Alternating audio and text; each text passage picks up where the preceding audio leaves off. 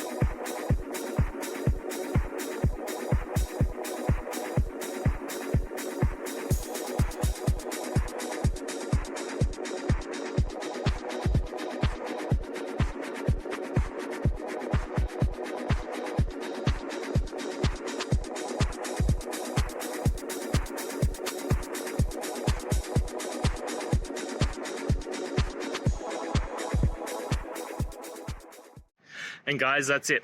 I hope this video has helped you and get you through to that resolution you needed. If it did, please, I'd appreciate it if you hit subscribe. Now, until the next time that you need technical help, I hope you have a good one. Cheers.